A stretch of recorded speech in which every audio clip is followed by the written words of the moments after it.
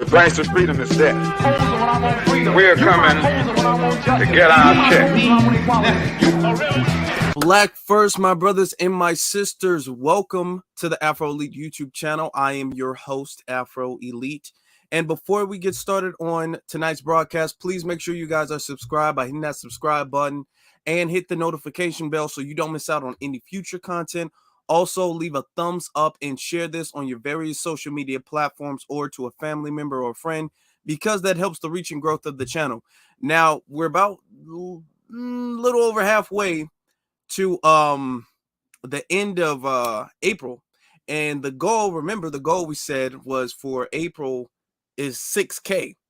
So we got some upcoming stuff that's really gonna get the views up and take us there. But you know, this is a team effort, everybody. This is a team effort. So we can get to 6K. We can definitely get to 6K. I full-heartedly believe that we will get to 6K. I believe. We got people in here already. Shout out. We see 7 Scales, B1, Afro Elite in the family, B1 to you. Sister Kara's in here. Yeah, she's second place, B1 to you. Our brother Torian Rain, B1 to Torian. Our sister Royal Mia's in here, B1 to you. Our sister Darling Kiki is in here, B1 to you. And the Great Lion Effect, B1 to you. And there's almost like what 20 people. I see Sun Kissed by the Most High, Concerned Black Citizen, Simo 27. Okay, hopefully your weekend has been well, because this first, well, technically Sunday is the first day of the week, but this is the first day of the work week. So hopefully your weekend was nice, and hopefully your week is starting off well. So, last week I did a broadcast on who are the Tennessee Three. And if you guys haven't seen that, you guys probably want to go see it, but it's not necessary if you guys haven't seen that. So don't click off if you guys haven't. Just watch that afterwards, right? Now, we discussed who the Tennessee Three are, and then and how the Justins, that's what they called them. I'm the one who coined the term the Justin brothers. So y'all know. If y'all hear anybody saying that, know they got it. I'm the first one, at least to my knowledge, that said the Justin brothers. And they're not actually brothers, but both their names start with Justin. So the Justin brothers got expelled, and it was the media was bringing it up. Oh my God, this is so racist. This is a display of racism, which I'm not going to disagree, and I'm not going to say it's not a display of racism, but the media wanted us to put the capes on and go out and march and everything like that on their behalf because they are victims of racism. So I was just explaining really what this was about. Exactly. Call it the Tennessee Two, because there's only two. Good point. It was only 2 who got expelled. It was only 2 of them. There was 3. They call them the Tennessee Three, but the white lady did not get expelled. Okay. She got saved by 1 vote. Okay. So Justin Jones, that's the half Asian, half black, but we don't know where the black is from, but half Asian, half black one with the ponytail. He got reseated, reelected. They still have to, it's still processed, but he got reappointed to his seat. He got sworn back in to his seat. And everybody was happy about this. Everybody was acting like this was a great accomplishment for Black society. Now, mind you, the reason why they were expelled, and I'm going to play some clips later, but the reason why they were expelled is not for them fighting on behalf of Black people. It's for them protesting, whether you agree with how they protested or not, or why they were protesting. They were protesting for gun control. That's why they were protesting, because of a situation that happened, a school shooting that happened due to a transgender white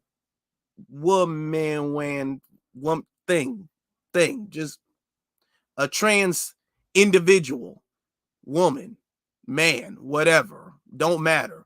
I don't even remember. It's Audrey, so that's a girl. So it was a girl. Okay, never mind. It was a girl. A girl that thought she was a dude or something like that. Who shot up a school. and they were protesting for gun rights because she shouldn't have never bought the gun. So this has nothing to do with black people. Now, they were out there, they were throwing up the fist, they were talking about, slavery and all of this stuff, and they're using a lot of symbolisms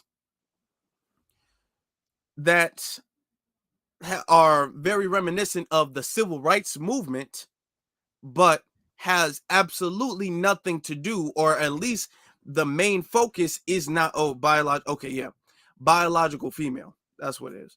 Okay, at least the main focus is not black. So I'm going to pull up this video because this is the stuff that we see that we get offended by. Okay, you're not out there talking about black issues, but yet you're acting like a preacher, and all the singing and the dancing and everybody going. We don't want singing and dancing from elected officials. We want our elected officials to act just as professionally as white elected officials, or Hispanic elected officials, or non-black elected officials. But when we have elected officials, this is what we get. Here it is. It's gonna be all right. Be all right. Be all right. Be all right. Yes, yes. I got a feeling. Everything. Oh, we got that one. Be all right. Yes. I got a feeling. Everything's gonna be all right. Be all right.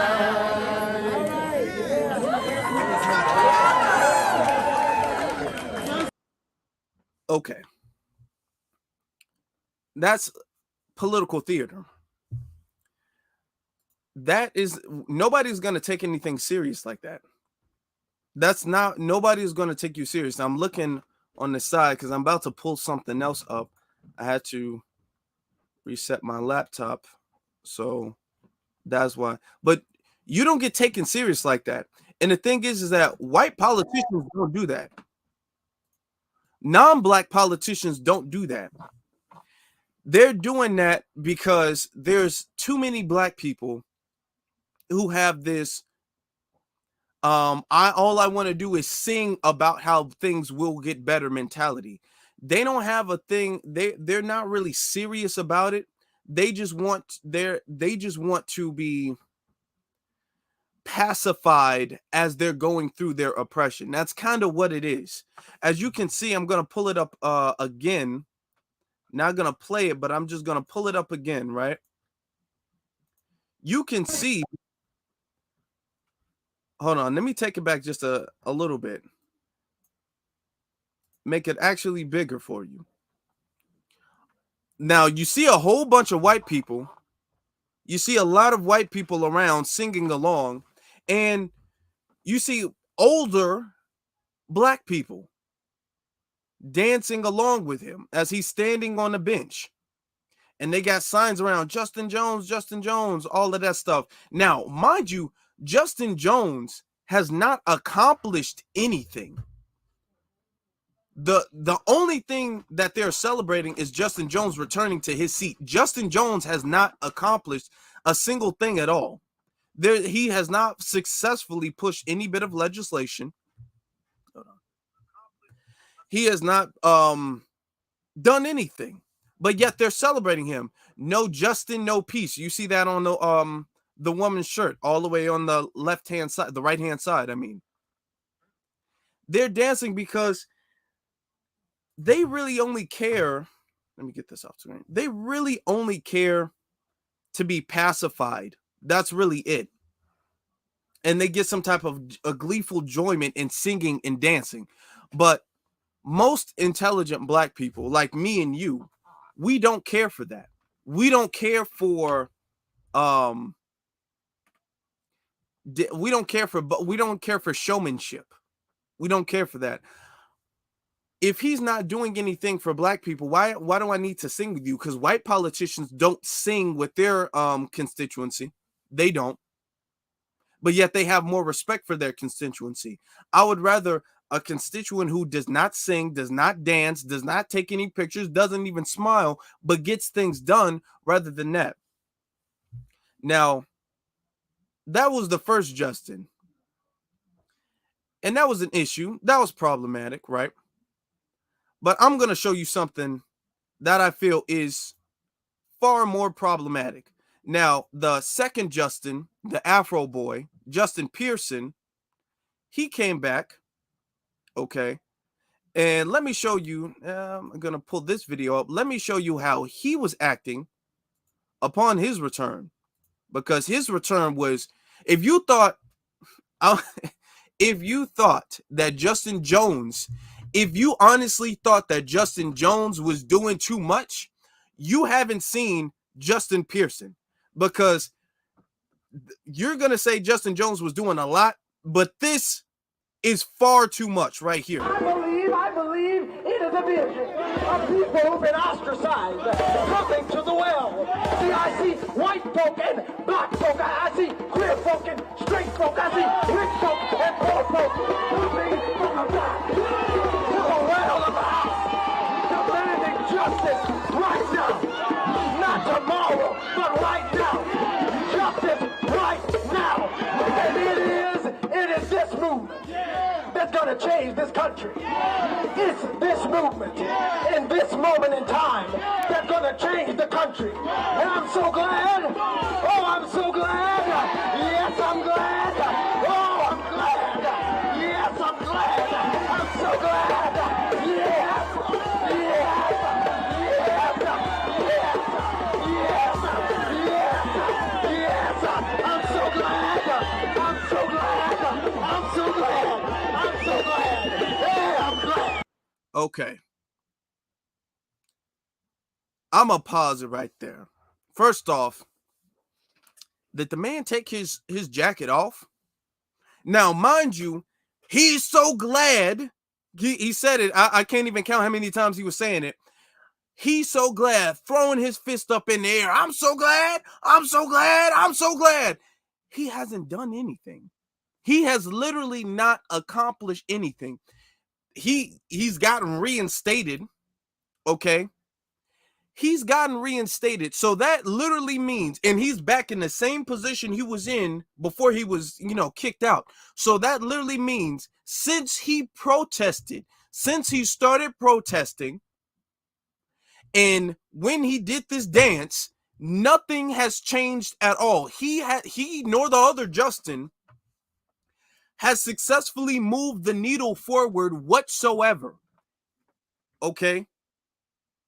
This man has not moved the needle forward whatsoever, and he's getting out there and he's putting on this very disingenuous and fake Martin Luther King accent, and I know people from the South. I got a lot of family from the South. I know people with strong Southern accents.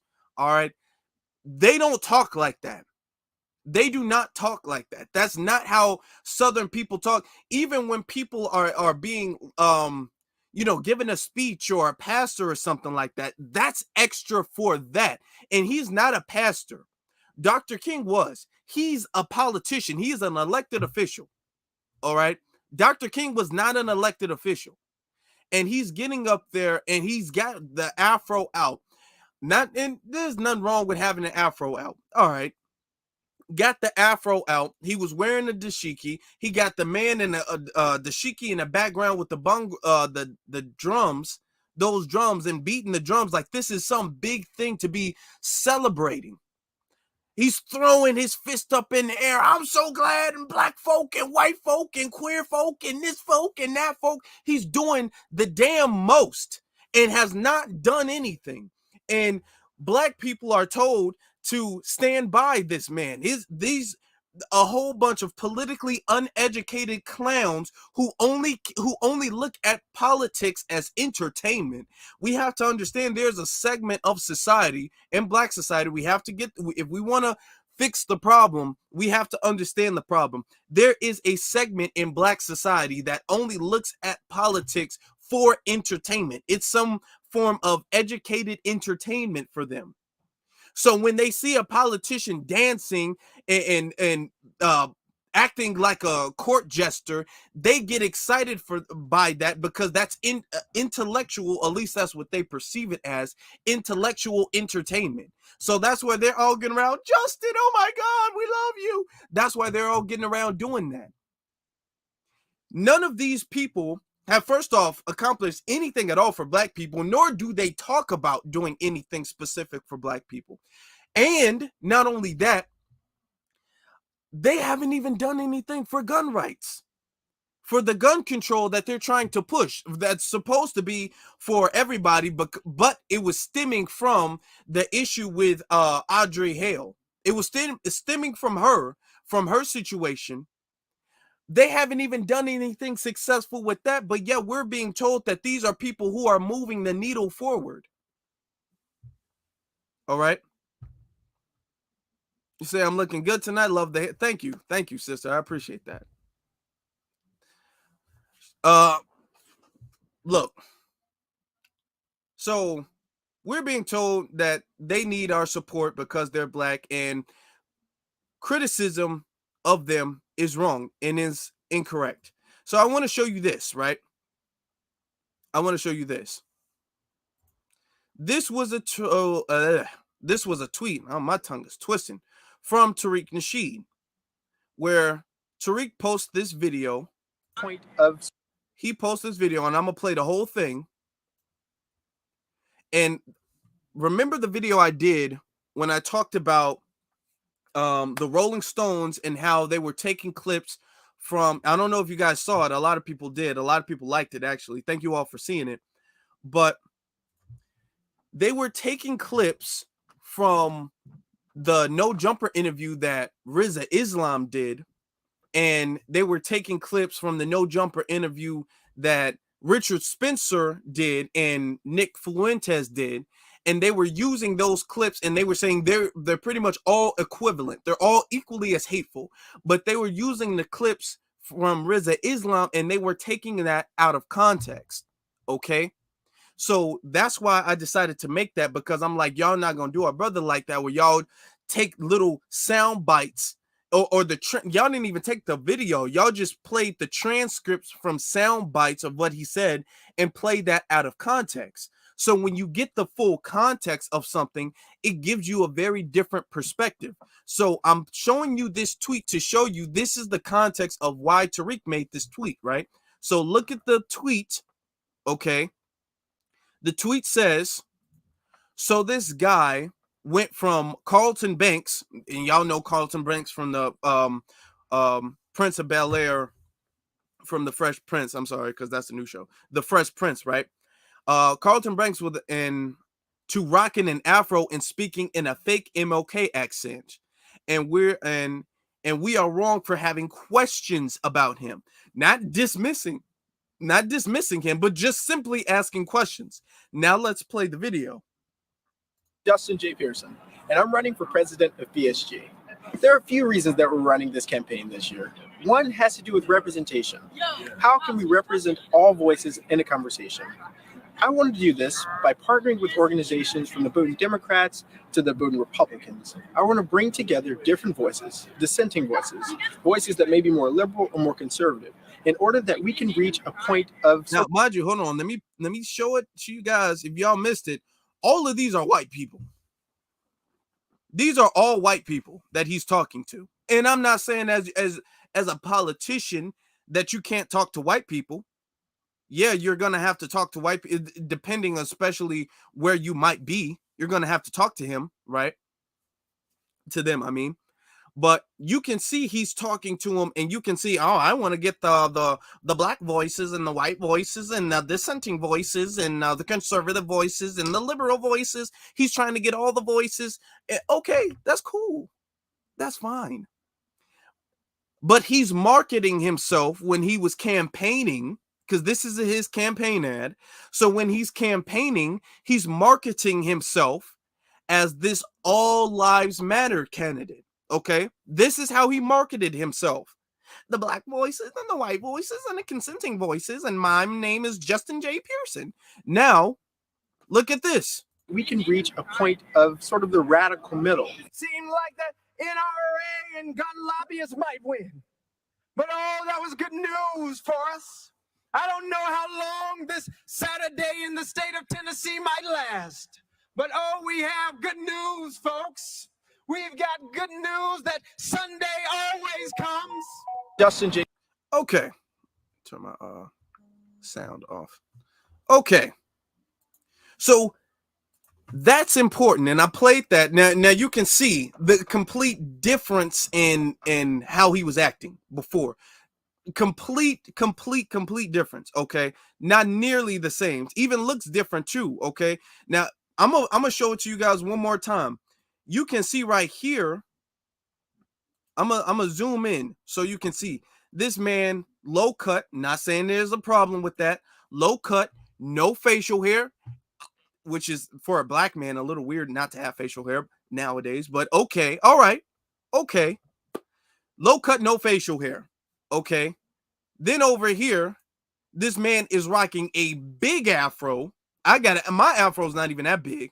A big afro and facial hair, like he's trying to put on the image, like he's trying to present the imagery of someone from the civil rights movement. He's speaking and portraying himself as if he is giving a speech in 1965. Okay. That's why people have questions for him. So, giving you that in context. So now I'm going to play this for you. Hold on.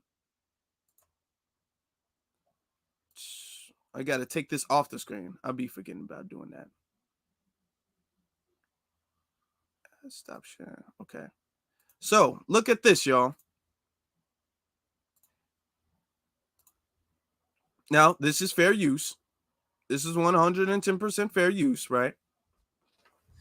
So this video, I'm just going to play it and we're going to stop it and we're going to go through because they say a lot, but we're going to go as fast as I can so we can dissect each other. Okay. So I mean, we can dissect the video. Why did I say that? Anyway. Justin Pearson continues to be pushed as the face of the 2023 Tennessee House of Representatives expulsion case after Justin Jones has now been reinstated and Gloria Johnson was able to remain in her seat. Last week, all three were accused of breaking decorum rules after leading protests for gun reform after the 2023 Covenant school shooting. Pearson has been doing interviews as of late and was recently called out by Tariq Nasheed for his drastic change in his appearance and the way he talks.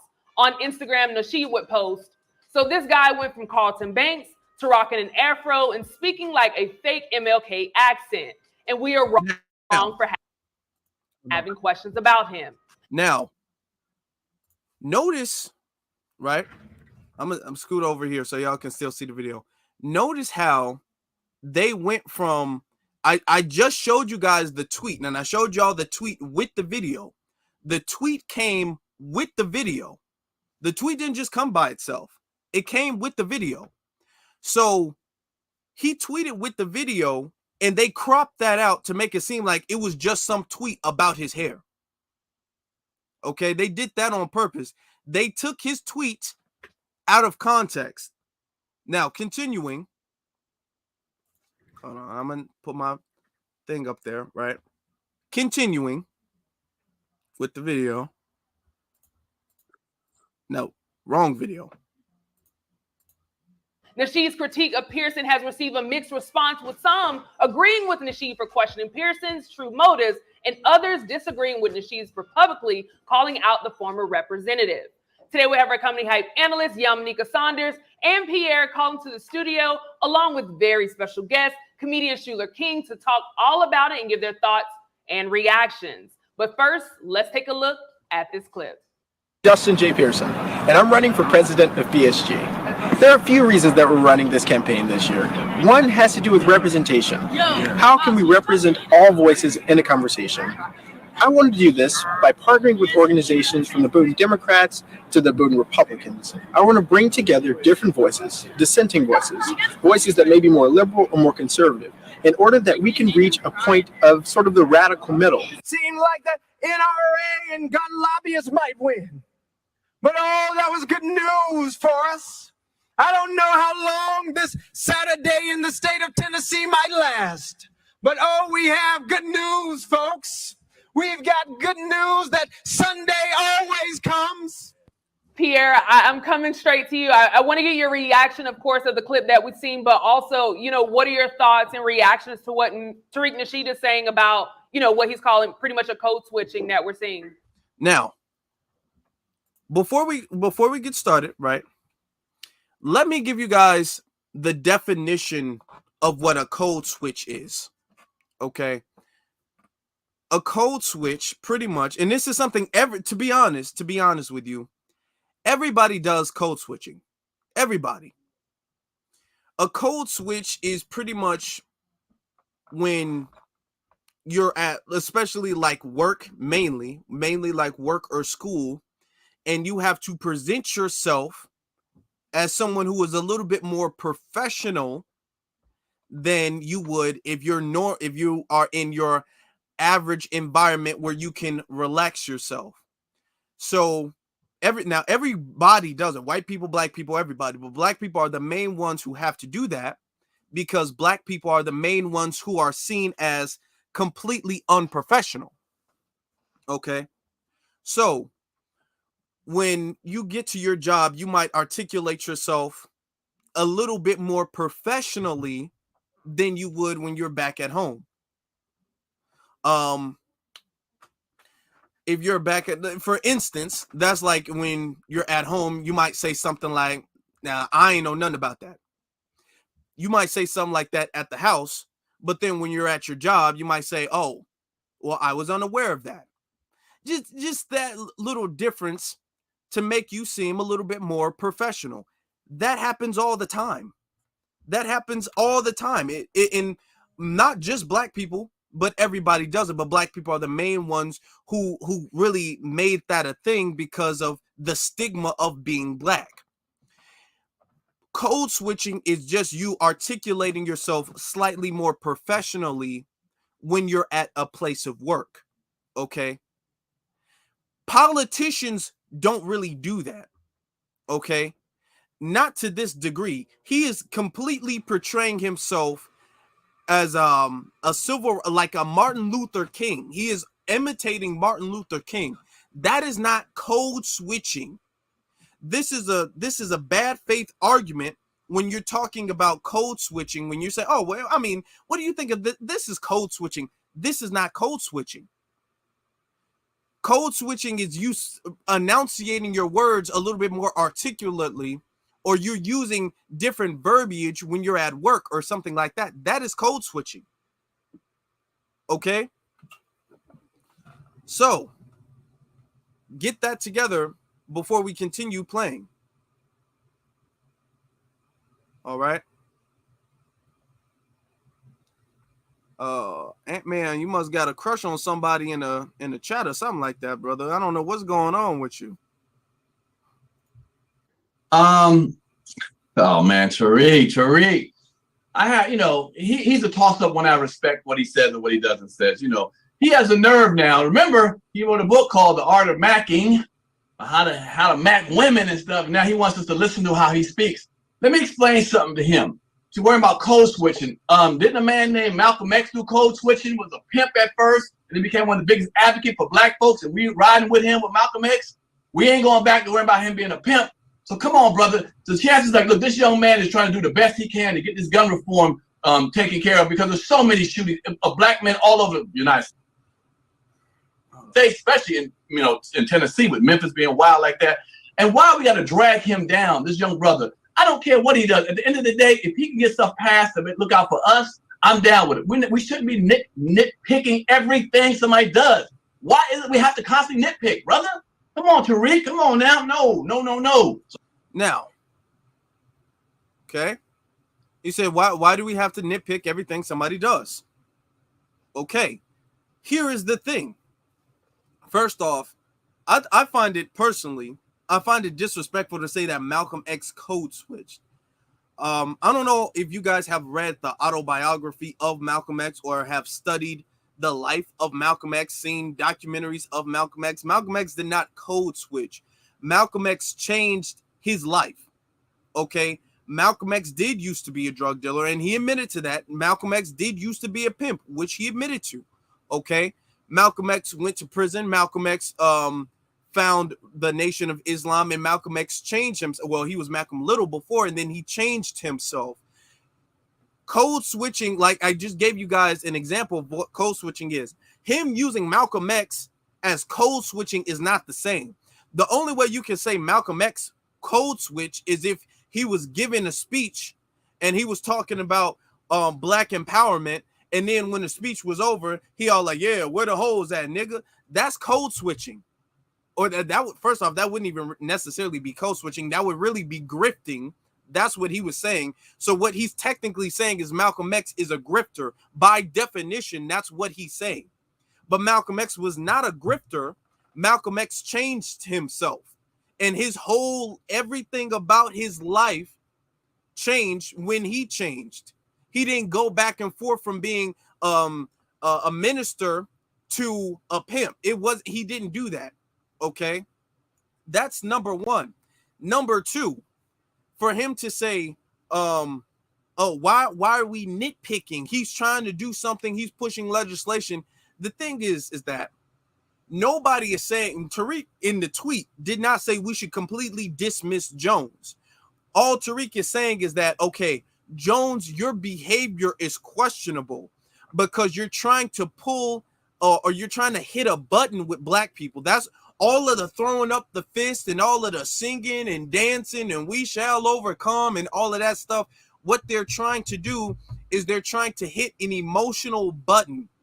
It's like a little, because the dominant society, let's really break this down. The dominant society knows that black people kind of have like almost an emotional trauma button that if we get hit with, if they press that button, our emotions will guide our logic. So they know if they can reenact accurately enough the symbolism of something that touches our emotions, then it will instantly take over our logical and critical thinking. They understand that. They are aware of that. So their plan is to, I'm going to be, black people love Dr. King. If I give them the imagery of Dr. King, they're not logically going to have the criticism that they would if I was just Justin J. Pearson. They wouldn't have that. Okay. It's clearly working with this guy. It's clearly working with this guy. This dude's talking about, oh, what about all of the black people who died with the gun reform? I would almost give Justin that if that's what Justin was fighting for, if that's what either one of the Justins were fighting for. Justin is not fighting for that. That's not why Justin did anything, or the Justin brothers. That's not why any of them, or the Tennessee Three with the other lady. That's not why any of them did anything. They're doing that because of the white people who died, because of the trans mass shooter. That's why they're doing that. So for him to say, oh, well, what about the black people, all of the black? No, this is not going to benefit black people. He's not doing this for black people, for the best interest of black people. Okay. So let's continue.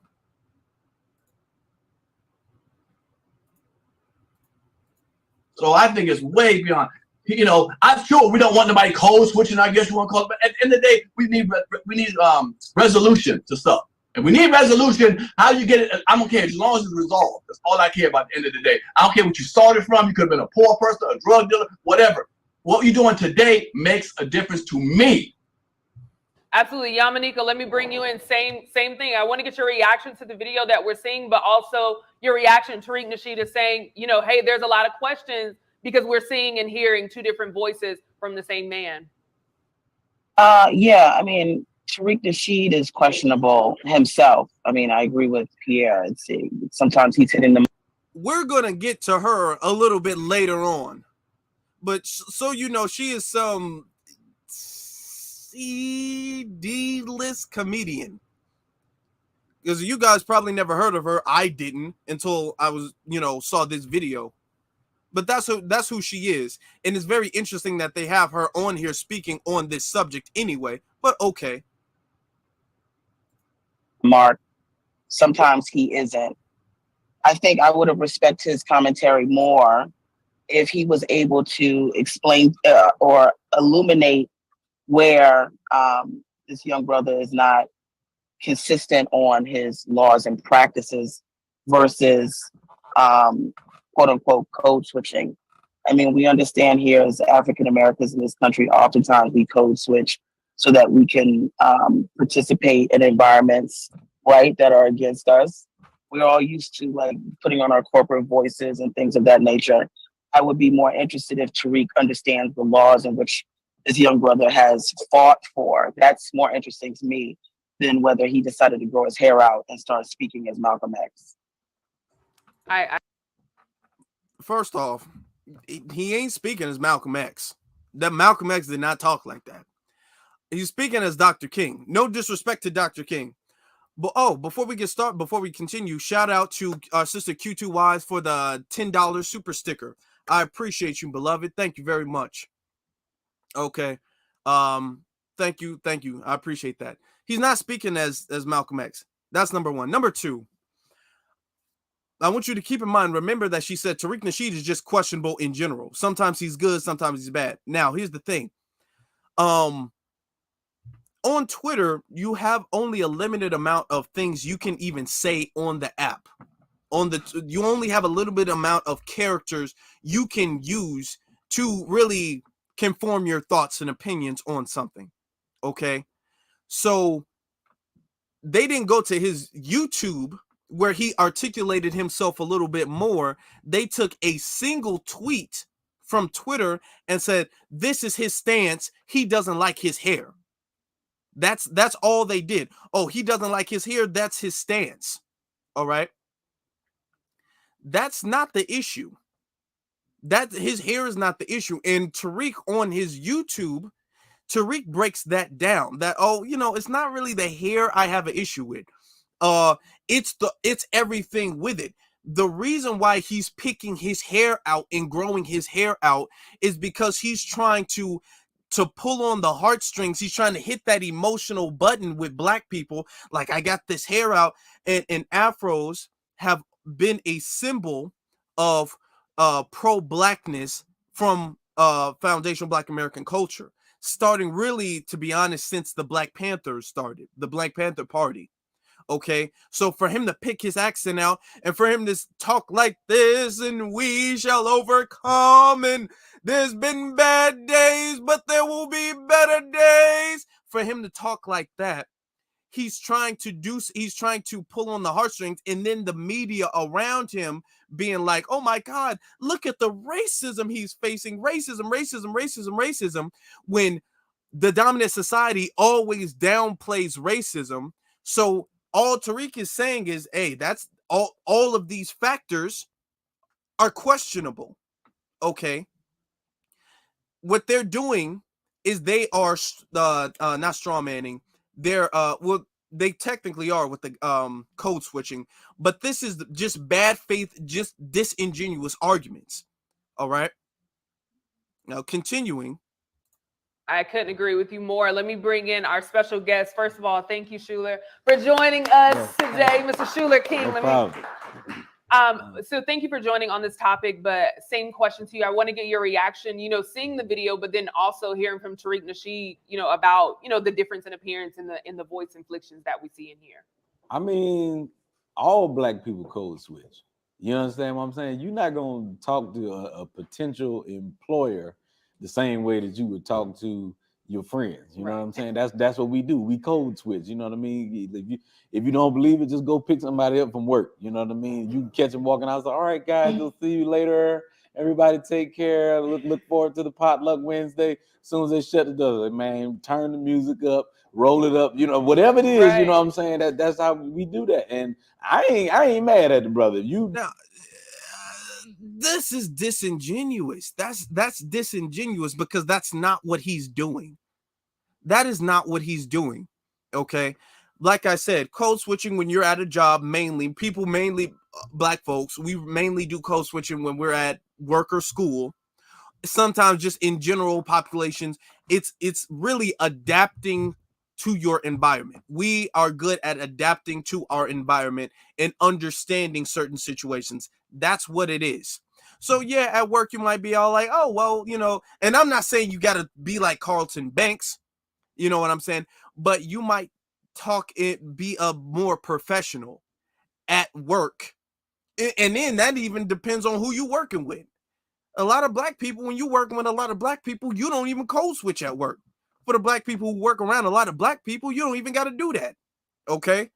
When you at a job interview, of course, yeah, you might be all like, oh yes, I was never late, and I love my job, I love working, I love helping people and teamwork and leadership. And yeah, you might do a little bit extra. We know the game. We know the game as far as that's concerned. What he's doing is not code switching though. So that's a completely bad straw man argument that he's using, because yeah, you might say, all right, guys, I'll see you guys later. Can't wait for the potluck Wednesday. I'll see you. Bring that casserole. And then you get in the car. Can you imagine picking somebody up and they're in the car and you be like, hey, Justin, how was work? Work was so hard, but I gotta get my money. I appreciate you picking me up in your vehicle.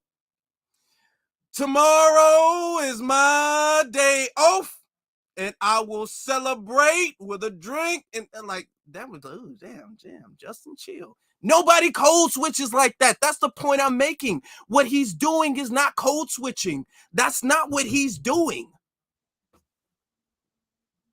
Man, this is Lord, come on, y'all. Come on.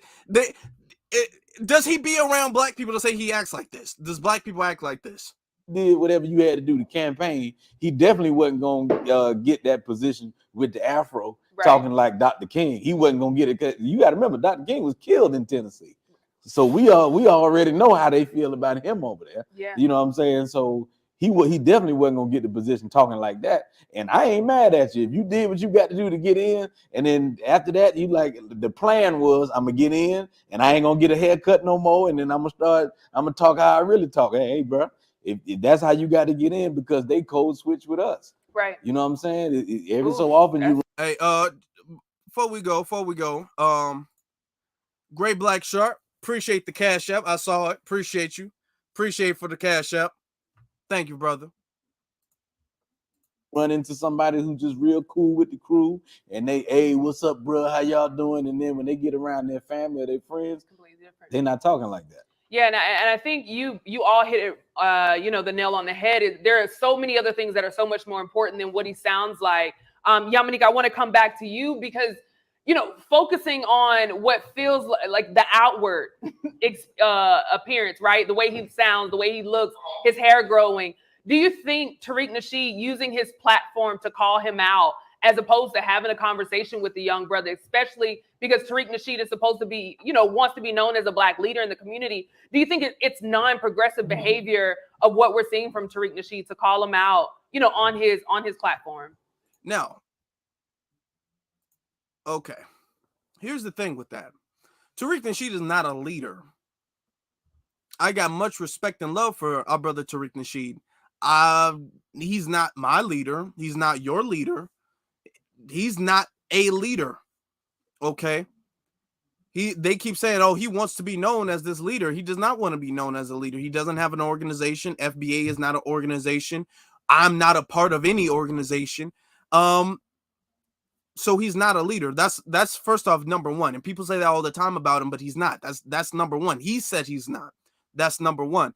Number two, I'm going to circle it back just a little bit to show you guys this is what is called a leading question. When people are interviewing or people ask debates, normally what you're supposed to do is you're supposed to ask the question in as neutral of a way as possible. You're supposed to ask the question from a perspective where they feel, the person answering the question feels completely comfortable to answer the question in however they want to answer the question. They're not led to an answer. What she just did is, oh, don't you feel like somebody like Tariq, who, you know, as opposed to having a conversation with the young brother, don't you feel that calling him out and, you know, she's saying that, and she's putting Tariq in a bad light, and then handing the question off, and then letting this woman, Yamika, I think her name is, letting her answer the question. That's a leading question. Pay attention to how she answered, or asked, I'm sorry, how she even asked the question. Circle it back just a couple seconds. I think you all hit it, you know, the nail on the head. There are so many other things that are so much more important than what he sounds like. Yamanik, I want to come back to you because, you know, focusing on what feels like the outward appearance, right? The way he sounds, the way he looks, his hair growing. Do you think Tariq Nasheed using his platform to call him out, as opposed to having a conversation with the young brother, especially because Tariq Nasheed is supposed to be, then, you know, then she says, as opposed to having a conversation with the young brother, it's not like, no, okay, as opposed to having a conversation with the young brother. So for anybody you have criticisms for, you have to have a conversation before. And then Tariq did not call Justin Pearson out, at least at that point. That's not what that tweet was about. Tariq said that Justin Pearson's behavior is questionable. That it is questionable. That's not necessarily calling nobody out, but she's saying, do you think he should have called him out as opposed to having a conversation, especially because he wants to be a leader? That's like our sister Kara said in the chat. That's not an open-ended question. That's a very leading question. To be known as a Black leader in the community, do you think it's non-progressive behavior of what we're seeing from Tariq Nasheed to call him out, you know, on his platform? I'll just give an abbreviated, right? It comes off to me as quote unquote hater vibes from Tariq, right? Because he does want some sort of political standing in our community and seen as a leader. And this is a young guy that sort of come out of nowhere and has sort of surpassed the status that he has. My biggest problem with our community, and this is something. Okay, let me stop that right there, because after we get to this, then we're going to get to the end of the video, because then they kind of switch subjects a little bit. Number one, that's all of this, what they're doing are under the umbrella of bad faith arguments and disingenuous arguments. Okay, they're gaslighting, saying, oh, this is kind of just hater vibes. You're just kind of being a hate. That's what they do when they really don't have a logical retort, a logical debate, okay, or a counter for what you're saying. They'll just call you a hater. Oh, you kind of just hating. That's kind of what it sounds like. You're just hating. When the person brings up a logical argument or a logical question, and you don't have a logical answer for it or retort for that, you'll just say, sounds like a hater to me. That's gaslighting, which is what she did. Then two, they say Tariq wants some type of political standing in the community. She's making it seem like Tariq has not been around for years, putting in work, and has years of respect from people. She's making it seem like Tariq is on the up and coming, and he's trying to get his foot together. He's trying to get his like brand together. And here comes Justin Pearson eclipsing Tariq. And then she says he wants some type of political standing in the community. Tariq is not a politician, so Tariq is not going to have any type of political standing in the community because he's not a politician. Justin Pearson is a politician. This is how you know it's very disingenuous, because how can you say Justin Pearson, which she says eclipse Tariq? Not really. Not really. No, not really. But Justin Pearson, who is an elected official, has eclipsed Tariq, who is a movie director, a movie producer, and a book author, and an activist. Completely different fields. That's like saying that's literally like saying that Michael Jordan surpassed Muhammad Ali. Those are completely different sports. Those sports have nothing to do with each other at all. The field that Tariq is in is not the field that the Pearson is in. Those are completely different fields. So for her to say, "Oh, it sounds like a hater," it sounds like people, just because people like Justin more than they like Tariq, it sounds like Tariq is hating on. That's good, but that's disingenuous. Okay, exactly. How did this dude pass Flex? How did this dude just out of nowhere pass Tariq? This dude did not pass Tariq in any form at all, any form whatsoever. Let me get to some of the things real quick, okay? Now she's the comment is from Sister Miriam. This trick is so disingenuous, talking everything out of context. Taking everything out of context. Exactly. Trying to stir it about someone's outward appearance instead of the program, which really broke down Justin being a tool for WS. Perfect. I like that. I like that. That was great. That was great. Notice they're doing this solely based off of one single tweet that they happen to take out of context. It would be one thing if they did like how I'm doing, okay, and doing their due diligence and going to his YouTube and dissecting what his YouTube was. They're not even doing that. What they did is they took one tweet.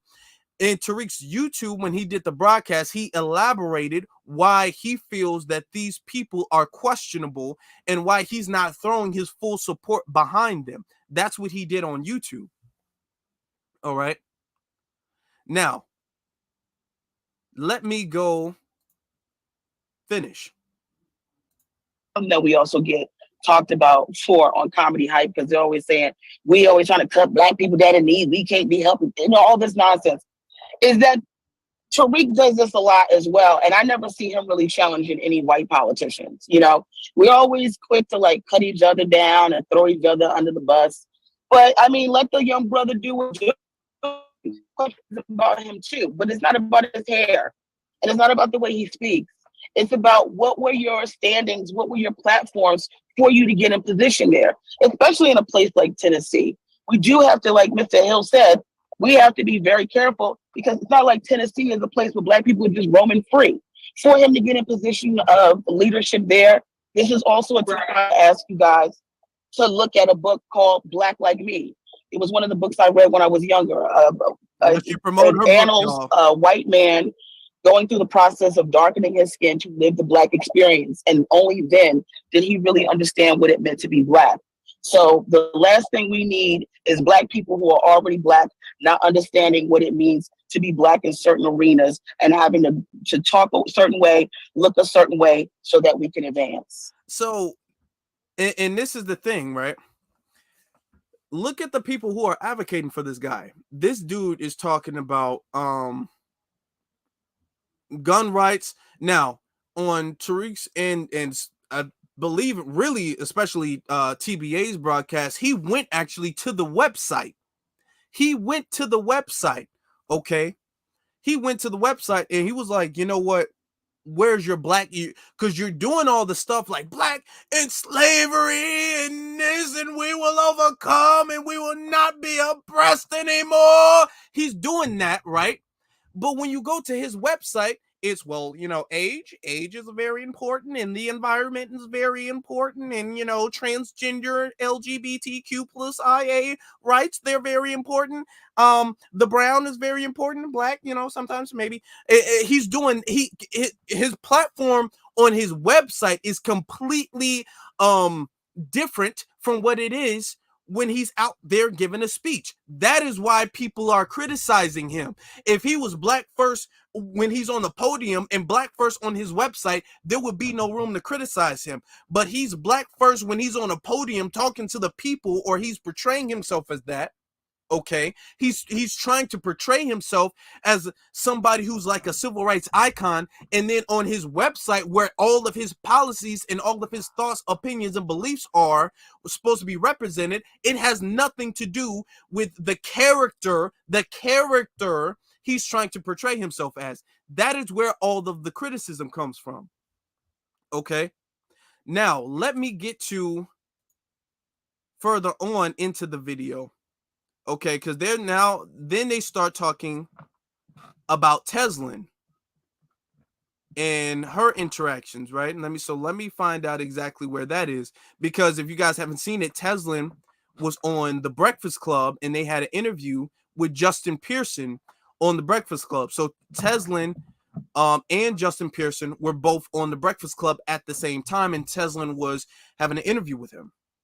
Before we get to that, let me get you our $49.99 super chat, okay, from our brother Ren 11B Airborne. Thank you very much, brother. I appreciate your support. It means a tremendous amount to me. Says excellent broadcast and discussion. Thank you very much, brother. I appreciate that. Thank you. Hats off to our brother Ren. Now let me fast forward a little bit, Pierre, and get to the point where Teslin, I think that's right around about here. All right, that's about here. Thank you, Ren, and thank you, Q2Ys, for y'all super chats. holding people accountable. There are a lot of people that are wondering, where both of these gentlemen come from, and just different things. People have questions. In a recent interview that Justin Pierce actually did on the Breakfast Club with Teslin, she was a guest interviewer on the show as well. Did an interview, and she's getting a lot of backlash. So I want to take a look at this clip and then come back and add in more to this conversation. Let's take a look. Where was Representative Freeman on the floor? He's a Democrat, right? He is a Democrat. That is a good. The first thing I want to do, shout out to our sister Teslin Figaro. She did a very good breakdown of this on her Instagram page. Now, normally, you know how a lot of us have YouTube pages and we do breakdowns on certain things on YouTube. She's more on Instagram. So what you would expect, like a full breakdown and diagnose of the situation on YouTube, she has a YouTube platform, but she'll mostly do that on Instagram. So I saw what she did on Instagram after this interview. And mind you, she was very well prepared for it. And she was very sparing to Justin, to be honest. She was very, very merciful and sparing to him. Okay, just got to say that. Okay. Why was he not on the floor? I believe on that day he was actually excused. But another point that I think you're making is, how do we build more solidarity with people who no, that's not the point I'm making. Tell me about your Black policy. Not about everybody and help everybody. Do you support reparations? Some people said you didn't, and then others said you did. Like, give us a quick rundown specifically on Black people that you represent in your district. When you do for Black folk, everybody does benefit. Yeah, we know, but right? I'm gonna ask you about the Black policy. So I am. You know about your policy? My policies. Exactly. What's when you think about reparations, I'm 100% for reparations, for cash, for credit, for check, for credit card, for trust fund. What about reparations for all of these harms that we have experienced all the way up to the present day? Are you willing to put it on your website though? Because it's not under your website on issues.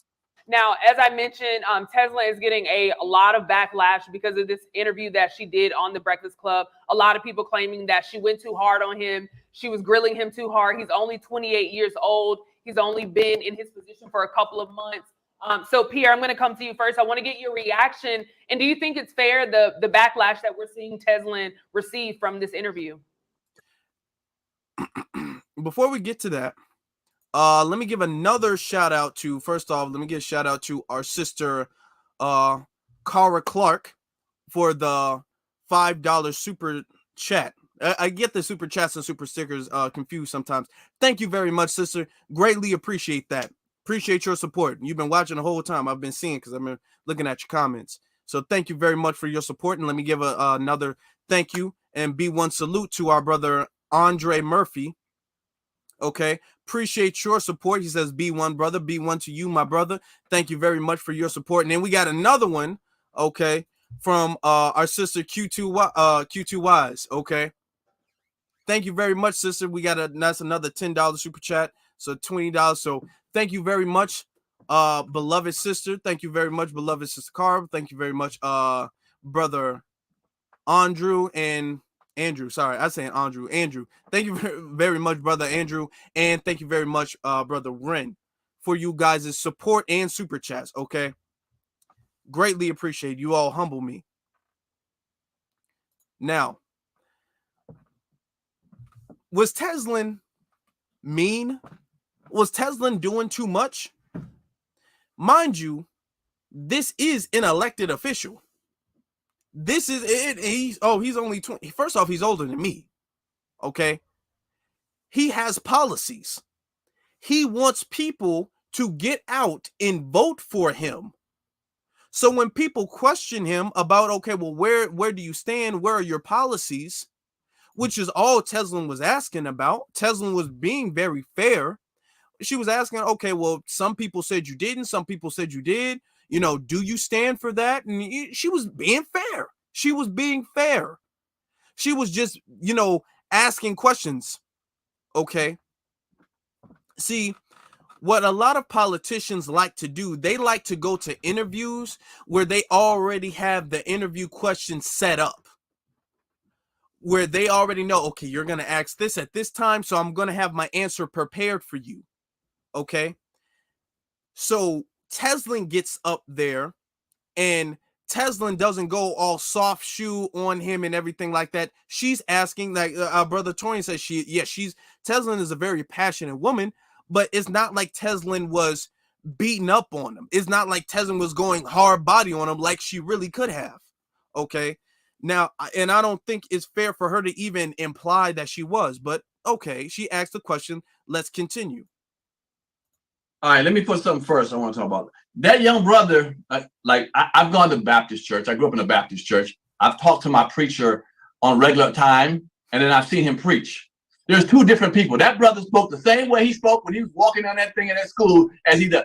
Everybody doesn't say, yes, I'm all the time. If you're in Congress and you want to speak a different way, you put a little inflection, no different than a pastor when he's on the pulpit, speaks different than normal. So he didn't do no code switching and all that changing. He spoke the same way, sitting down, he's speaking. He's not in Congress at that point. You get what I'm saying? So let's get off that young brother for one time he spoke properly. He spoke properly just then, sitting down with them at the Breakfast Club. Okay, so let's leave that. But he's not a pastor. He's not a pastor. This is an elected official. Elected officials and pastors are not supposed to speak the same. That's not where I wanted to stop it, but I just had to stop it at that point. And let's be careful with all this negativity toward these young men and these young people, men and women, trying to change the world. Don't make them afraid to become leaders because they didn't grow up in the hood. Maybe someone grew up around white folks with a white college. Don't get to the point where they're afraid to say, let me start speaking for black folks. But guess what? I went to an all-white college. I grew up in an all-white neighborhood. Now I'm afraid to go say something because they might go backwards to my, growing up in the 5th grade, I was hanging around white kids. Now you don't want me to speak for black people. Be very careful. And this young lady who spoke on his brother, yeah, she put some heat on him. Yeah, she might want to have a point, get a point across. But she was like, he was like interrogating this young man instead of speaking to the young man. You know what I'm saying? To me, it felt like an interrogation. And this young man is trying to do the best he can for certain things. So I think she went about it the wrong way. And that's why she's receiving all this backlash. You know what I'm saying? She just cut him off, spoke above him and pushed him around. So yeah, I think it was more of an interrogation than a real interview. And I think she had an agenda. So let me. What? Before we get started, a special shout out to our sister, beloved sister, darling Kiki, for the $50 super chat. Okay, amazing content as usual. Thank you very much, sister. You humble me. I greatly appreciate it. I greatly appreciate all your support. Y'all making me feel real good tonight. Y'all really are. Thank you very much, sister. I appreciate that. Shout out to our sister Kiki. Now on to the commentary. He's talking about, it was an interrogation. It was an interrogation. Oh my God. Like, first, no, it's not an interrogation. It's an interview. He is a politician. You're like, you're going to scare all these young people. No, from running. No. This is what has to happen, because really before social media became a thing where we had, like YouTube and other stuff where we can kind of interact with politicians like this and Zoom and all these other virtual like stuff. Before we were able to really do that, you had only the people who are in the mainstream, they were the only ones able to interview and have any interaction with politicians. Okay, they would be asking very softball questions, questions that made the politician look good. Okay, they would be asking those type of questions when those are not the people that the politicians are supposed to be representing. So the people that the politicians are supposed to be representing, they don't really get to question the politicians. The constituency doesn't get to question the politicians. Okay, so we need to get off this. Oh my God, you're being so hard on. She didn't insult him one time. She didn't make fun of his hair. She didn't make fun of the way he spoke. She didn't demean him. She didn't make fun of the fact that he was expelled. She didn't say anything insulting to him whatsoever. She was not condescending. There was times she was like, oh, he was overtalked. Teslin overtalked him. Well, when Teslin saw that he was trying to steer the conversation and beat around the bush, she was keeping the conversation on track. She was just making sure, okay, no, we're not asking about that. That's not the question. This is the question. Okay. This happens all the time in debates. This happens all the with elected officials, because a lot of times they don't like to answer direct questions. A lot of times what they like to do is they like to be very vague with their answer. So that way they're not held accountable to anything, because you don't really know where they stand. They give an answer, but the answer doesn't solidify their stance on anything. So that's when she's like, do you support reparations? Oh, of course I support reparations. Absolutely. Cash, credit, check, this, that. Okay, cool. Well, it's not on your website. Will you put it on your website? Yeah. He didn't. First, he didn't. Mind you, he didn't. He has not done that. 2, he went immediately from talking about, reparations, but we got to talk about old people, because old people and Medicare and Medicaid and all that. He immediately switched. And then that's when, oh, my cousin Omar is in here. Shout out to my cousin. That's when she kept him on track, like, hey, we're talking about black policies. Okay, now just keep that in mind. The whole, oh, this is interrogation. Why is he this man is literally babying Justin Pearson right now. Let me ask you this, Pierre, and then Yamanika, I'm coming to you next. Let me ask you this, Pierre. Why do you think so many people have, these questions? Because, we've had experiences where moles have been planted in our communities. We've seen different things. Why do you think people have that fear? Black people specifically have a fear, when we see black leaders or see, black people in these positions, to where we're not just easily, here with arms open. Now, pay attention. I think, to be honest, that was a very good question. She asked, okay, well, black people, we do have a history of that happening to us, of people coming in and acting like they're pro-black, but they're fake leaders. We have a history of COINTELPRO. We have a history of, I'm black, vote for me. And then when you vote for him, well, I'm not just black, I'm black and I'm brown and I'm white and I'm black and I'm like, we have that history. So she asks, okay, our people naturally are going to be critical of somebody who's trying to use their blackness to get support, when they're really, in their heart of hearts, are not really for black people. So pay attention to how he answers that question. I go to the grocery store every day. I go to the movies. I go out to clubs every day, and I see shootings every day. But you know what? I don't live in fear. Why do we have to live in fear? Why? Life is what it is. Okay, there's some moles. There might be some moles here and there, but we're gonna get rid of all the people because we worry about a few moles. Are we gonna, be so hard on every person that comes through our channel and stuff because we're worried about moles and stuff like that? Is that what we're really gonna do? Well, you're gonna squash the for young people who want to be in politics. If they feel like they're gonna be yelled at, ostracized, all that kind of stuff, they might say, man, I ain't getting in politics. I ain't about to help nothing, man. Anyway, they get on us and stuff like that. So yeah, have we had moles? Yeah, I mean, that ain't gonna change. But I think we need more people in positions to help us out than to worry about who's a mole and who's not a mole. So tough. Yamanika, let me bring. What? Dude, what? This dude pretty much dismissed the fact that we have moles in the community. He's like, first off, the first analogy, yeah, I go to the store every day and I see a shooting every day. Okay, but does that mean we have to live in fear? Listen, I'm gonna be honest, okay? If I saw a shooting every single day, I'm not going to the store every day. I don't know what type of logic that is. If I see a shoot in Chicago, you don't see shootings every day going to the store every damn day. I go to the store every day. I see a shooting every day. What? Where do you live? What type of war zone do you live in, sir? Like, you need to move. What your priorities is all messed up. Going to the store, you need to get enough food so you don't have to go to the store for a few days if you see a shooting every damn day. That's number one, okay? And then he completely dismisses the fact that there are moles talking about yeah, there are moles, but do we beat up on everybody and everything like that just because there are moles? Then we're gonna ostracize and we're gonna yell out all the young people. First off, dude, nobody was yelling at Justin Pearson. Nobody is ostracizing Justin Pearson. That's not what Teslin was doing. Teslin didn't yell. Teslin didn't insult him. Teslin wasn't demeaning towards him. Teslin wasn't condescending. Teslin didn't make fun of him. Teslin asked questions about him as a politician. That's all she did.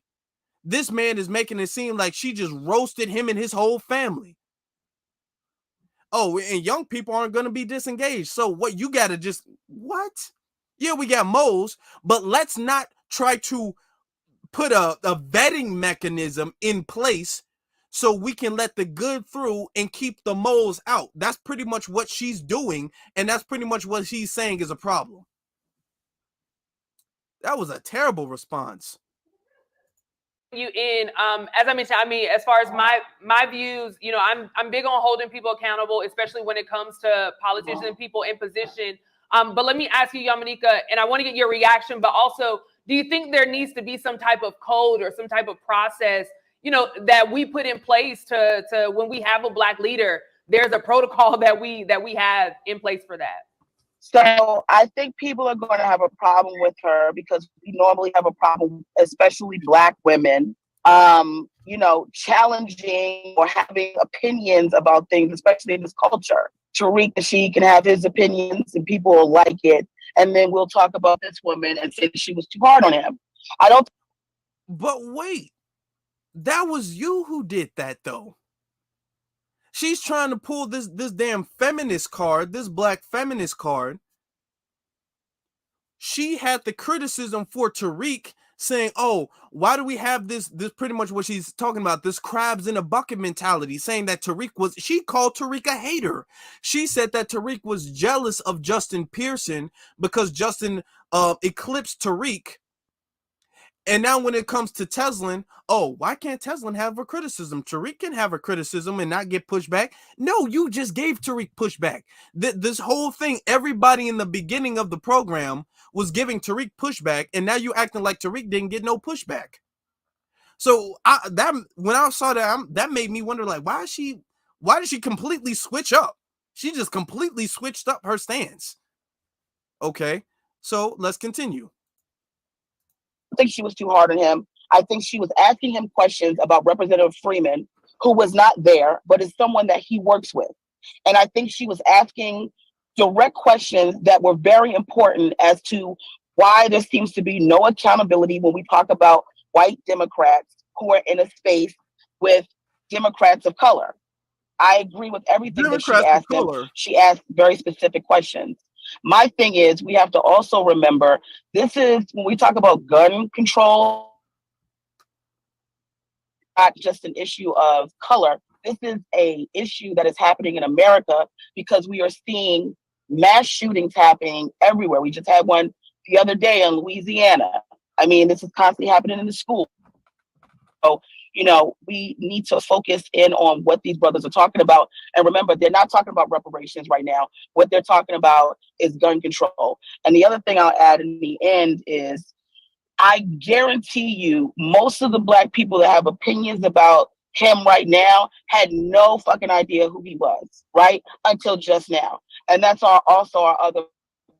We show all representatives that are in our communities across the country, and we should know what they stand for. We are not educated enough politically, and this is why we also have disadvantages. Yeah, no, I definitely appreciate. Okay, here's the thing. No, a lot of people didn't know who he was prior to this. Um, I don't really know where Teslin is from, but I know Tariq is in Los Angeles. I don't think Teslin is from Tennessee, so no, they wouldn't know the state representatives of Tennessee like that, like the top of their head, especially because he's like new to the bench according to them. So no, they wouldn't. But she pretty much said Teslin was correct, which I agree with. Teslin was asking firm questions. That's it. And when he tried to dodge like most politicians do, she didn't allow him to do that. Okay, that's it. Now I'm gonna continue because I want to get to what the other two people said real quick. You for you giving your perspective, and I don't think you're the only one that feels that way on the on today. But let me bring in Sheila King. I'd love to get your thoughts on this as well. You know, Teslin is getting a lot of backlash because of how she conducted the interview. I'd love to know your thoughts. Do you think it's fair for the backlash that we're seeing her, and why do you think so many people, you know, have this apprehension about Mr. Justin? Now, do you even notice how she's asking the question? When she was asking the question about Tariq, she deliberately painted Tariq out. Oh, do you think Tariq, because he wants to be a leader, do you think that he should have talked to him instead of criticizing this young brother? She asked a very leading question when she was talking about Tariq Nasheed. But then when she's talking about Teslin, it's a more soft and open-ended question. But pay attention to and you're right, it is a loaded question. Okay, she kind of needs to get her interviewed. I don't know too much about her, but she's asking like multiple questions at one time every time she asks a question. Okay, but listen to what he has to say. I think both of the people that criticized the young man, they did the same exact thing. And there's one word that First off, I'm gonna say this: neither of them, to be honest, criticized Justin Pearson. They asked questions. Is it to a point where we can't even ask the politicians question? We can't question them? Because if questions are criticism, then what are we doing? We can't even question a politician because that's criticism. All right, let's come on. we as a community need to practice when it comes to a lot of things. And that word is discretion. You understand? There's nothing wrong with criticizing somebody. There's nothing wrong with calling somebody to the rug. There's nothing wrong with checking to make sure that somebody is who they say they are when they've been selected somehow as a voice of this community. But out in public, as soon as they, as soon as they're brought out, now all of a sudden you want to dogpile them. And I'm not picking either or. It's just an act of discretion. If you really want to know who he is, then you need to sit down and you need to have a conversation with this man, and you need to do your own research and do your own digging. You start asking him questions out in public, knowing that he's unprepared about certain things. It's easy to hurl questions at somebody and say, well, who are you? What do you stand for? And where are you coming from? And all this other kind of stuff. Nobody else does that. If somebody else is brought forth into the light and saying, hey, this young man is a representative for us, well, then there will be certain people who are in that arena to start checking folks out and start saying, all right, well, let me ask you a couple of questions. I need to see who you are and what do you stand for? Are you really who you say you are? But when you do it out in public and you don't practice discretion, then it shows, it makes all of us look unorganized. And it makes us look like, oh, well, that whole thing is just a mess. When we're out here fighting amongst each other, just if he's out there, okay, we gonna say that you can be out there. But when the camera turns off, I got some questions for you. And that's how you do that. Everybody else learns discretion. We need to have discretion. Nothing wrong with what you're doing. Right thing, wrong time, wrong place. Yeah, I have Can to say, I ask a question? Now, before we get to her statement, right? Before we get that, he's talking about discretion. We have to have discretion. No, we don't. We have to have transparency. That's the thing that we have. We've been having too much with politicians, where you don't want to hold them accountable publicly. We got to support you publicly, but then when we get a chance, we're going to call you into the back room and have a private conversation. We have been hearing that as Black people. We've been hearing that for decades, for generations. Oh, it might not look like this, but trust me, in a background, in a private meeting, in a private chat room, in a private meeting, in a private room, in a private building, in a private state, in a private place, in a private time, we had a conversation. Oh, it was a real conversation. And oh, I'm acting like this in public. It's the wink, wink. I got you. You know I got you. We'll talk about it later. You know I got you, and you act a certain way in public. We can't hold them accountable in public. No, we don't do that. That's not the way you do that.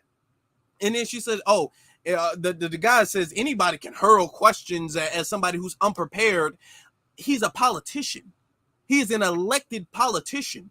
It's not like this is just a young activist who's just talking on behalf of his community. This is an elected politician who went to college, got degrees and all that stuff, and then became a politician and has a stance on things. And she's asking about his stances on things.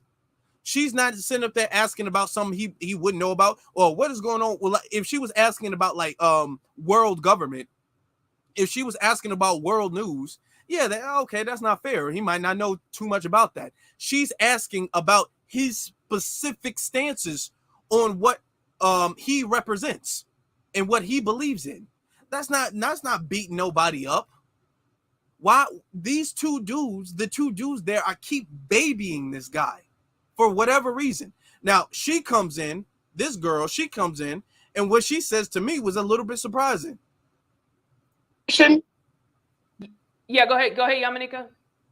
And then Pierre, I'm going to come to you next. I just want to ask, because I know we keep talking about, I'll just go off of the word discretion and him not being prepared and him not knowing.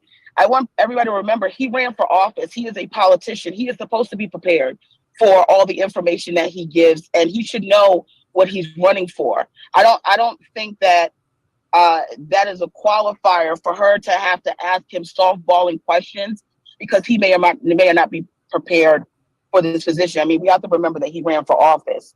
So with that information that I just presented, what is the counter to that? Either Pierre or Mr. Hill can answer that. I'll counter that. Now, first off, I agree.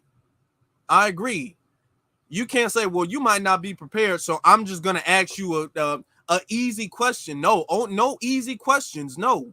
You want to portray yourself like a civil rights leader. Malcolm X was asked very difficult questions about where he stood. Dr. King was asked very difficult questions about where he stood. You don't get that pass. I'll counter that. She had an agenda on one thing. Based one of the major. Now, hold on. Before we get to that, I kept asking myself, why is because actually stance. And I kept asking myself, why was she so critical of Tariq Nasheed then? Because if she feels like he can be questioned or whatnot, why was she saying that Tariq was a hater for doing that? She's not calling Teslin a hater. She's calling Tariq a hater. So I looked into her a little bit. I did a little bit of, receipt digging. I dug through those receipts and I found some tweets from her, which I can now I understand why she was so derogatory or she was so angry to Tariq. So check this tweet out right here, okay? Let me move this thing off the screen so you can see it. So somebody made a tweet saying, watching Soul Food as an adult, you really see that Terry was the victim and the family was trash. Her tweet says it represented how much we put black men over black women in our community. And I was like, oh, okay. We put black men over black women in the community. Oh, okay. All right. It's untrue, but okay. Okay. That's not, in maybe certain households, you'll see the black man put over the black woman or the black woman put over the black man. But the community in general is not no patriarchal community like she's trying to put out. Okay. All right. But Afro Elite, that's one tweet. That's one tweet. You can't judge her by one tweet. That's fair, right? So I got another one for you. Okay. Now you might not be able to see because the logo's a little bit in the way, but that's you. So she says, just have to say this. Black women, you are worthy, deserving, and capable.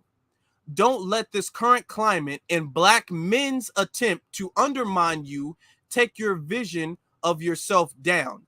Okay. This is supposed to be God, but she put the thing there.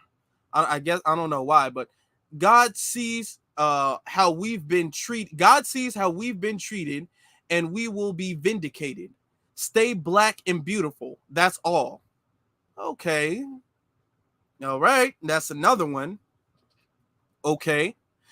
Here's another one though. Now I didn't do too much. I wasn't gonna dig all day, but I think these three was gonna be good enough. All right. Y'all always questioning if Drake, all caps, Drake is black. Well, he took the time to involve himself in something that doesn't involve him to attack a black woman. Okay. All right. That's right on brand with black men right now. Huh? Attacking a black woman is right on brand with black men right now. Oh, okay. Welcome home. P.S. The Stallion, which is Meg the Stallion, don't deserve this S. Okay, so this was during now look at the date. This is November during the Tory Lane and Meg the Stallion thing. Okay, so this family, that is why she was so critical. And I was wondering, I'm like, this is weird. Why are you switching up? So he can't be criticized by Tariq, but you defending his criticism, and not even his criticism, he can be questioned by Tariq, but you're defending him being questioned by Teslin. Like, are you on his side or are you not on his side? So then I look and I'm like, oh, that makes sense now. That makes sense. You don't like black men. You got this thing against black men, and you are gonna take Teslin's side because she's a black woman. So you gonna fit. So this is a race. This is a gender thing over a race thing. That's how she's looking at it. Oh, okay, I got it now. But let's continue because I want to get to their couple responses, and then I'm gonna give my commentary, my final bit. Interesting was reparation. He was explaining to her about other things, elderly, pollution. He was maybe saying, hey, in my district, I'm working on these things right now that is affecting my community right now. Reparations is not affecting them right now. Homelessness, food, gun control, old people, having, enough money to live and survive for the rest of their life. You know what I'm saying? So if you're saying reparations is just to the old people. So I think because reparations is going to be a long-term situation. Let's be honest, it's going to take a minute to get that done. But I think he was focusing on, okay, I'm down for reparations, but right now, my community needs this right now. Clean water or clean whatever the situation was. I think that's what he was saying. And she was wanting to know, what about reparations? Okay, I'm down with reparations, but right now, my people need this right now. That's untrue. If you guys saw the interview, Teslin didn't press him on reparations. She didn't. She asked, where's your stance? Because people are saying people are saying different things about you. She gave him an opportunity to clear up his stance. She said, okay, you say reparations, you mean cash? He said, yes. And that was it as far as and then she said, okay, because that's not on the website. Okay. So she was giving him an opportunity because the word is around the street is he's not supporting reparations. After he said his thing about reparations, she left reparations alone. He's making it seem like it was reparations. That's not what she was doing. Okay. Then she's like, okay, reparations. What is your thing specifically about black people, specifically to help black people? How are you going to prioritize black people? Then he started talking about, well, old people and the environment and this and this and this and this. Okay. Mind you, majority, 60% of his constituency are black. Okay. Keep that in mind. So yeah, and I do want to chime in here because I disagree with both gentlemen. I agree with Yamanika. I think as someone who watched the interview in totality, I think she did a phenomenal job of. Now, here's the thing. You watched the interview in totality with Teslin, then why are you taking Tariq's tweet out of context? And they can't tell me they don't know Tariq has a YouTube platform. I don't believe that they would that's the truth. I don't believe that. So y'all went out of your way to take Tariq's tweet out of context, but you're not gonna do that with Teslin. So this is the black women on here. They're doing this little gender thing where they all like, okay, well we ain't gonna let the black woman get beat up, but we gonna beat up on Tariq. We gonna say something about Tariq. And I noticed that because I'm thinking, like, why is she wording her whole format of how she worded her questions was different versus what it was early when she was talking about Tariq. All right. Asking questions that she was hearing from the people. So for that particular question, when she asked about reparations, the reason why she did ask is because a lot of people were saying, and she mentioned in the interview, she said some people are saying you're for reparations, some people are saying you're against it. What is your black policy and how do you feel about it, just so it can be straight and narrow? In the beginning of the interview, she actually cleared up to really give people an understanding of what happened that day. So I think what I saw in the interview was, yes, hold his feet to the fire. But I don't think that she did the same. Like, I would have to disagree. I don't think she did the same way that Tariq Nasheed did, because Tariq Nasheed is just talking about the way that he looks and the way that he talks, as opposed to her. She's asking about what is your black policy. When she went to his website, there was nothing mentioned on his website about black and brown people. And I actually did my own research. The only thing when he did mention black and brown communities specifically on his website was when it came to prison reform. But all his other policy did not mention black. And we've had this conversation before about what black people need. Mention black people. Don't put us with minorities, because that includes, white women and these things. We're talking about the black cause. So personally, for me, I feel like it's needed for us to have these conversations. As Yamanika said, if you take the time and you think that you're ready to run for office, then you have to be ready for these hard-hitting questions. And I do believe it should be on a big platform, because that's the only way for our people to understand, hey, okay, I can't directly ask this person this question. So I need the interviewer to ask these hard-hitting questions, so I know when I'm voting for someone, or I know when I'm standing for someone, exactly what they're standing for. They're not afraid to say it on a big platform. Can I? That's pretty. We'll wrap that up. We'll wrap that up. We'll wrap that up. Okay. Here's the thing, though. Somebody in chat room, my brother Ren, said it. Tariq did that too. Tariq on his YouTube platform, Tariq went through and he was all like, no, he went through the background of the Justins, okay? And he was all like, their background is funny. That's what he was saying. Their background is funny. Not his hair. Not his hair. They may, Teslin did it right. She was talking about the policies. Tariq was just talking about the hair. That's not true. That's not true. That's not what happened. So you see, she got this little, okay, now Teslin, I fully agree with how Teslin handled it. I think Teslin masterfully handled that interview. Okay. She didn't beat up on him. She wasn't critical of him or anything like that. She was firm with her questioning, wasn't allowing him to be all over the place. Right. She asked proper questions about where he stands when it comes to black people. Okay. That's it. That's where she said, with that. What he has to, so when they talked about Tariq, it was like, oh, why do you think Tariq is he jealous? Like, why is he trying to drag him down? Like, why does she, like, this is kind of giving me feminist vibes. Now, I've already confirmed with the other girl. I haven't confirmed with this one yet, but it's kind of giving that. Plus, you got the septum Pearson. Y'all know what the septum Pearson is like. So come on now. We don't got to play those games. We don't got to play those games. But one thing, actually, I want to show you this, because this is what the guy responds to, right? We've been on long. I didn't even mean to be on this long.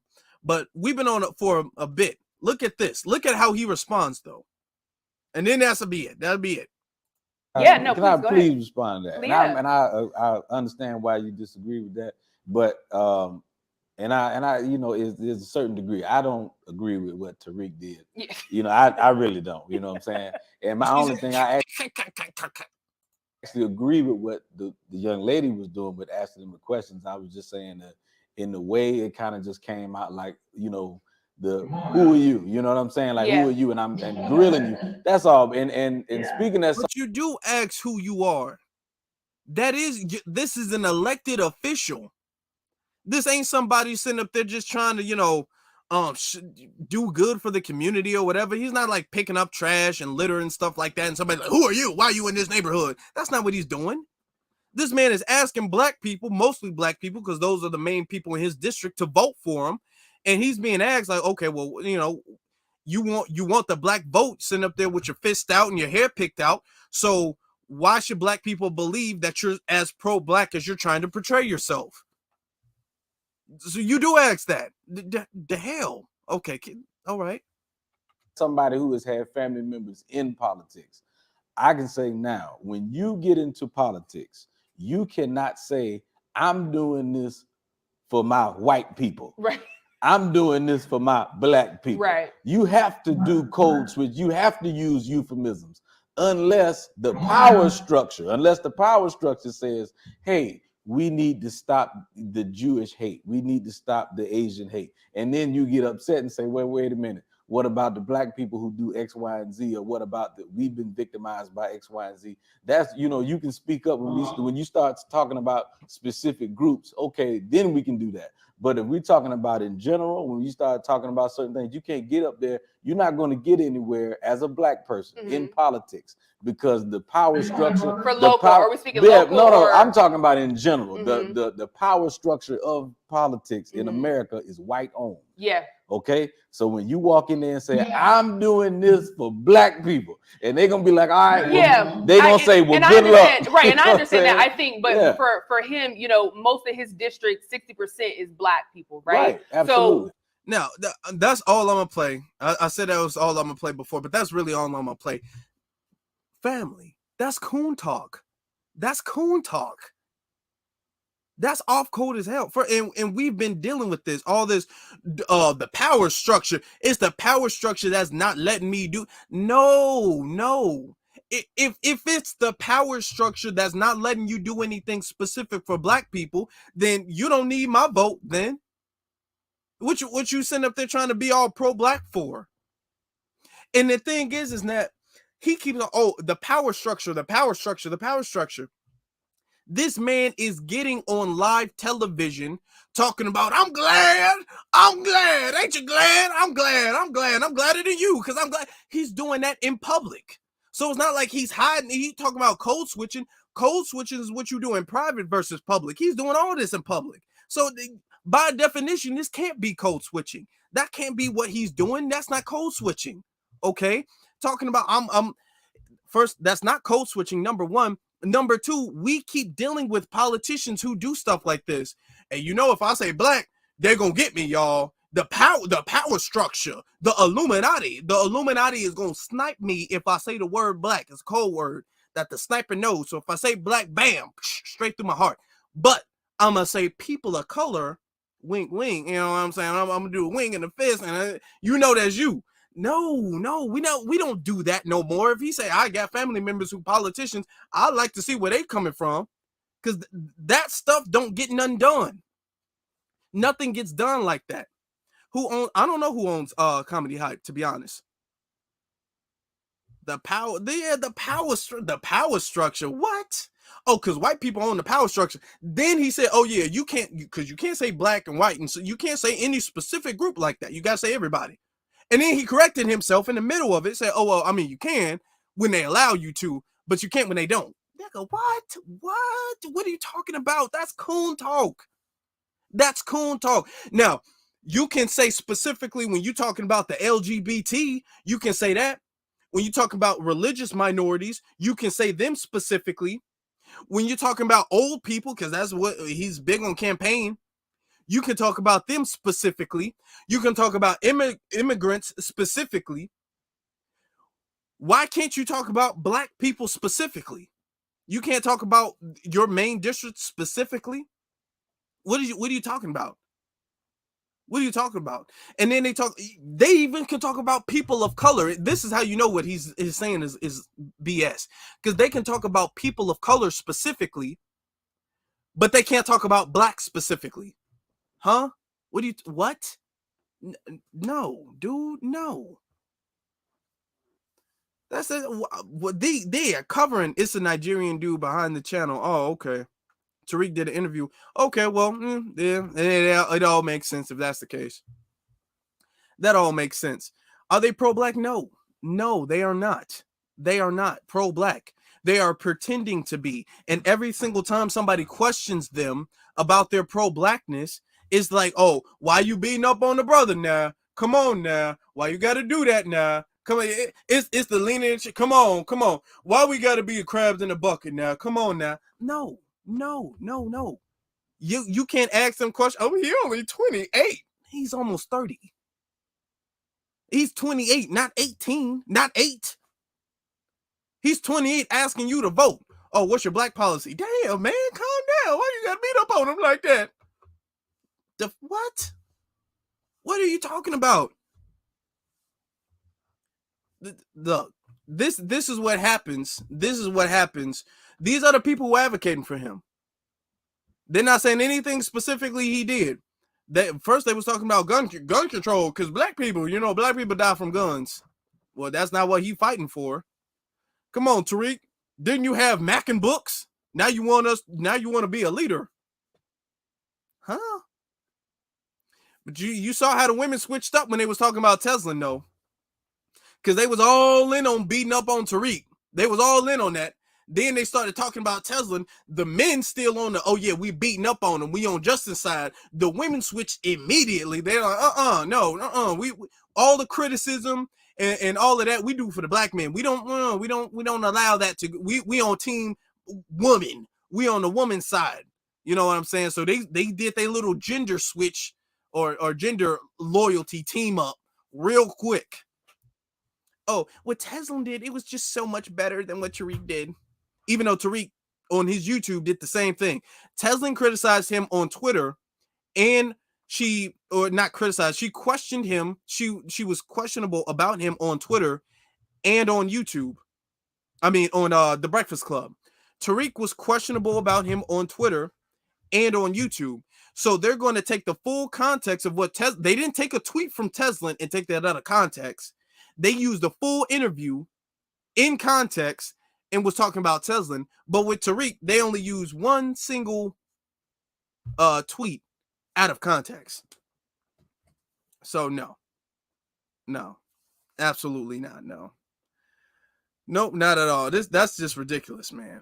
That is ridiculous. Family, we've been on here for way longer than I thought while playing. We've been on here way, way longer than I planned. We're going to wrap this up in a little second. Says, Auntie is in here. Glad to see you, Auntie. How you doing? Says, just checking paperwork. And we see that it looks funny and dirty. It does. Funny and dirty, bad. Why they not on code is beyond me. Exactly. They're not on code. It says, they're using white liberal talking points. Yeah. Look at the people. Look at the credibility of the people who defend you. That's one thing too.